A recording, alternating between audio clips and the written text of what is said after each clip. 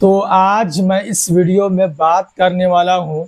जो वक्फ जो अमेंडमेंट 2024 में जो पेश किया गया एनडीए सरकार की तरफ से। और ये जो इस बिल को फिलहाल अभी जेपीसी के अंदर भेज दिया गया है। एक तरफ जो है जेपीसी में फर्स्ट मीटिंग हो चुकी है जिसमें बैरिस्टर असदुद्दीन ओवैसी साहब, समाजवादी पार्टी से मौलाना जो नदवी साहब है, मुहिबुल्लाह साहब, उन्होंने शिरकत किया, इमरान मसूद साहब, अन्य सदस्य जितने भी इसमें शामिल है सब ने मीटिंग में शामिल होने का काम किया। और वही अगर हम बात करते हैं दूसरी तरफ तो अभी से खबर निकल कर आ रही है बिहार के पटना में एक मीटिंग रखा गया था जिसमें अलग अलग पार्टी के लोग यहाँ पर शामिल हुए। जैसे कि आरजेडी के तरफ से यहाँ पर नेता शामिल हुए, जेडीयू की तरफ से नेता शामिल हुए और पप्पू यादव पूर्णिया के जो सांसद है वो इसमें शामिल हुए। उन्होंने इस पे बयान देने का काम किया कि इस बिल के हम पक्ष में है या नहीं है, इस बिल का विरोध करने का उन्होंने काम किया। बजाता यहाँ पर प्रोग्राम रखा गया था और यहाँ पर सब ने आने का काम किया और उसके बाद से सरकार में जो जेडीयू है केंद्र में उनके तरफ से भी यहाँ पर मौजूदगी दिखाई गई। और सबसे बड़ा सवाल, एक प्लेटफॉर्म पे आरजेडी, जेडीयू, पप्पू यादव, उसके बाद से एआईएमआईएम पार्टी के जो विधायक है अख्तरुल ईमान साहब, सब एक मंच पर नजर आए। वक्फ अमेंडमेंट 2024 में जो पेश किया गया है इसका विरोध करने के लिए एक प्लेटफॉर्म पे अलग अलग राजनीतिक दल के नेता है वो एक साथ नजर आए बिहार के पटना के अंदर और सब ने एक सुर में इस बिल का विरोध करने का काम किया अलग अलग तरीके से। और सबसे बड़ा सवाल ये है कि जब इस बिल को पेश किया गया था सदन के भीतर तो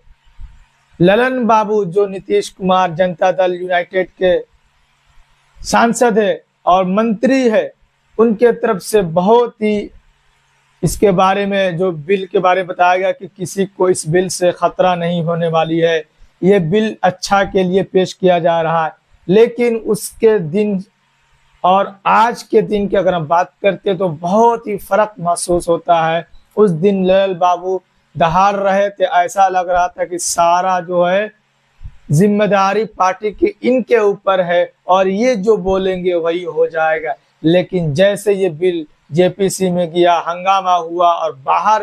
लोग जो है अलग अलग पार्टी के नेताओं से मिलने का काम किया। एक तरफ बिहार की अगर हम बात करते हैं तो जनता दल यूनाइटेड केंद्र सरकार में शामिल है, उनसे मुस्लिम नेता, उनके पार्टी के खुद और जितने भी वक्फ बोर्ड के मेंबर है, उसके बाद से उलमा इकराम है, चाहे मुस्लिम पर्सनल बोर्ड हो या ऑल इंडिया जो उसके जो मेंबर है, उनके जो लोग हैं वो सब जितने भी उनके पदाधिकारी है जो पटना में है वो नीतीश कुमार से मिलने का काम किया। और नीतीश कुमार ने आश्वासन दिया कि हमारे रहते हुए मुसलमानों को डरने की जरूरत नहीं है, उनको खतरा महसूस करने की जरूरत नहीं है। इस बिल को जब पेश किया जाएगा तो इसको सोचा जाएगा, समझा जाएगा। कभी भी इसमें मुसलमानों को ये मत सोचे कि नीतीश कुमार के रहते हुए ये अगर बिल सही में उसके लिए नहीं है, मुसलमानों के हित में नहीं है तो इस बिल को पास होने नहीं दिया जाएगा। वहीं चिराग पासवान से भी मिलने का काम किया गया, चंद्रबाबू नायडू से मिलने का काम किया गया। वहीं तेलंगाना के मुख्यमंत्री रेवंत रेड्डी से जो मुस्लिम पर्सनल लॉ बोर्ड के अध्यक्ष है, उसके बाद से बैरिस्टर असदुद्दीन ओवैसी साहब, मौलाना खलीलुर रहमान साहब, उन सब ने एक साथ जाकर के वहां के मुख्यमंत्री से मिलने का काम किया। किसी भी तरीके से जब इस बिल को सदन के भीतर दोबारा अगर पेश किया जाए तो इसका कैसे विरोध करना है, इस बिल को कैसे रिजेक्ट करना है, इस पे चर्चा चल रही है। और बड़े बड़े उलमाए किराम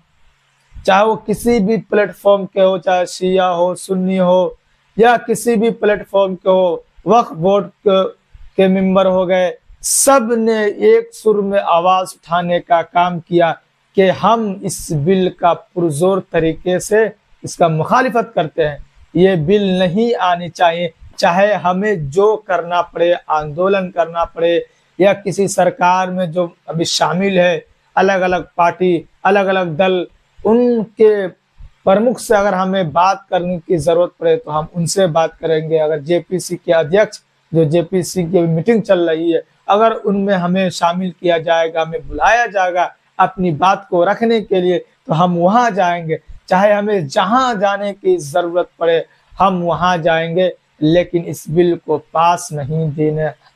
इस बिल को पास नहीं देने। क्योंकि अगर ये बिल पास हो गया तो सारा जो है अधिकार जो है वो मुसलमानों से छीन सकता है।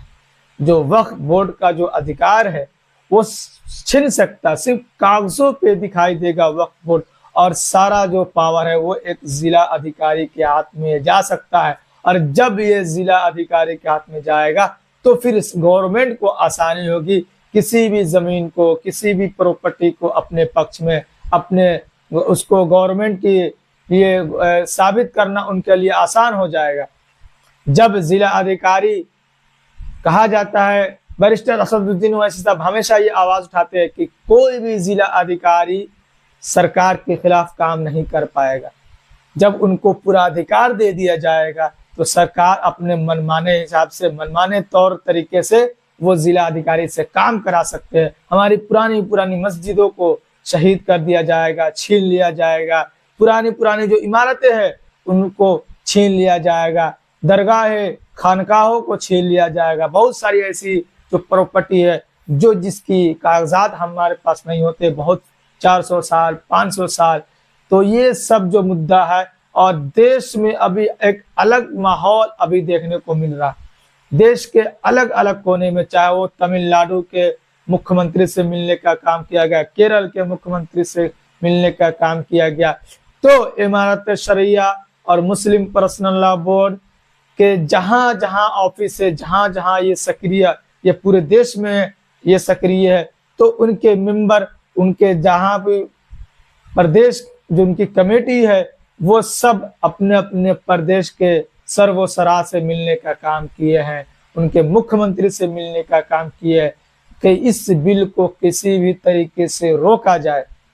वरना मुसलमानों को काफी बड़ा एक नुकसान उठाना पड़ सकता है। क्योंकि ये मुद्दा एक अलग मुद्दा बन गया। जो एनआरसी आया था उससे भी ज्यादा कहीं ये मुद्दा बनता हुआ अभी नजर आ रहा है। सब एक प्लेटफॉर्म पे आ चुके हैं, और सबसे जितने भी पॉलिटिकल पार्टी है, चाहे वो छोटी पार्टी हो या बड़ी पार्टी हो, नेशनल लेवल की पार्टी हो या क्षेत्रीय लेवल की पार्टी हो, सबसे बातचीत का दौर अभी शुरू हो चुका है। सबसे ये आग्रह किया जा रहा है कि आप सदन में जाए, या आप जिस जगह पर जाए उस जगह पर इस बिल का विरोध करने का काम करें। जैसे कि मैंने बताया कि पप्पू यादव, आरजेडी, जेडीयू और एमआईएम पार्टी बिहार में मीटिंग किया गया था, उसमें सब एक जगह शामिल हुए और सब ने एक सुर में कहा कि हम इस बिल का विरोध करते हैं। सदन के भीतर भी विरोध करने का काम किया और सदन के बाहर भी विरोध करने का काम किया जा रहा,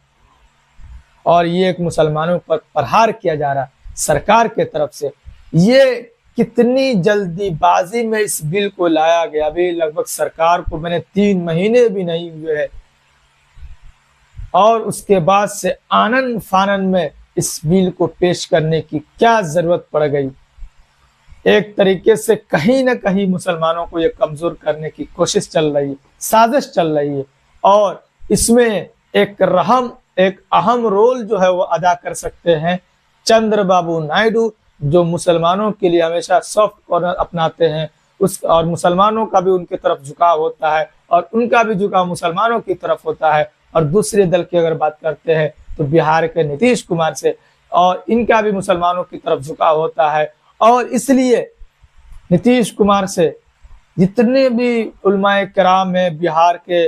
या मुस्लिम पर्सनल लॉ बोर्ड के मेंबर है, उनकी कमेटी है, या उनके पार्टी के जितने भी मुस्लिम नेता है, या अलग अलग पार्टी के भी है, वक्फ बोर्ड के मेंबर हो, सब ने उनसे मिलने का काम किया कि आप इस पे संज्ञान ले और इस बिल को आप जरूर पढ़कर देखें कि इस बिल में क्या क्या लिखा हुआ है। और उम्मीद है और लोगों को, मुसलमानों को उम्मीद है कि ये दो जो बड़े दल है अगर चाहें तो इस बिल को रिजेक्ट करा सकते हैं। चंद्रबाबू नायडू, नीतीश कुमार और तीसरी पार्टी जो है चिराग पासवान की पार्टी है, जो बिहार से लगभग 5 सीटों वाली पार्टी है। इनके पास 5 सांसद है और अभी एनडीए सरकार में बहुत ही महत्व है इन 5 सांसदों की। बहुत अहम रोल अदा कर रहे हैं चिराग पासवान। अलग अलग नीति पर, अलग अलग बिल पर चिराग पासवान मुखर होकर अभी आजकल बोलने का काम कर रहे हैं और केंद्र में मंत्री है, फिर भी इनकी जो आवाजें है अभी जो बुलंद इनकी होती हुई नजर आ रही है, वो सरकार से एकदम उलट। कभी कभी ऐसा लगता है कि हो न सकता कि कभी कुछ महीनों या कुछ सालों के बाद ये सरकार से पलट जाए, वो खैर अलग मसला है। लेकिन अभी का मसला यह है कि देश के अलग अलग कोने से यही खबर निकल कर आ रही है कि किसी भी तरीके से जो वक्फ अमेंडमेंट जो 2024 का है इसको रोका जाए, क्योंकि ये एक बहुत ही खतरा साबित हो सकता है मुसलमानों के लिए, जिसके लिए हर मुमकिन कोशिश की जा रही है। चाहे वो बैरिस्टर असदुद्दीन ओवैसी साहब वो प्लेटफॉर्म सोशल मीडिया के द्वारा हो या जिससे मिलने की जरूरत है तो वहां तक भी जाकर वो आवाज उठाने का काम करते हैं, किसी से मिलते भी है। जैसे कि मैंने बताया कि रेवंत रेड्डी जो मुख्यमंत्री है तेलंगाना के, कांग्रेस की सरकार है तेलंगाना के अंदर, इन्होंने आग्रह किया कि जब भी दोबारा से पेश हो ये बिल तो कांग्रेस मुखर होकर इसका विरोध करने का काम करे। और ये बिल जब पेश किया गया था फर्स्ट टाइम, तब भी कांग्रेस ने भी इसका विरोध करने का काम किया, समाजवादी पार्टी ने भी विरोध करने का काम किया, टीएमसी ने भी विरोध करने का काम किया। तो जितने भी इंडिया अलायंस उन सब ने इनका विरोध करने का काम किया, इसलिए क्योंकि ये मुस्लिम का जो वक्फ बोर्ड है इसमें सरकार का कहीं ना कहीं भाजपा का हस्तक्षेप किया जा रहा है। इसलिए सब पार्टी, जितने भी सेकुलर पार्टी है उनके तरफ उलमाए किराम, वक्फ बोर्ड के मेंबर और अलग अलग कमेटी है उनका जाना हो रहा है कि हो सकता है कि हमारी बात को सुना जाए और हमारी बात को मान ली जाए। और बड़ी उम्मीद के साथ लोग 2 पार्टी या 3 पार्टी के पास लोग जा रहे हैं, क्योंकि अगर ये बिल पास हो गया तो फिर वो दिन दूर नहीं कि जितनी भी प्रॉपर्टी ये मुसलमानों के हाथ से छीन सकती है बड़ी आसान तरीके से। तो ये अपडेट निकल कर आ रही है जो कि वक्फ संशोधन बिल को लेकर के 2024 में जो पेश किया गया था कि जितने भी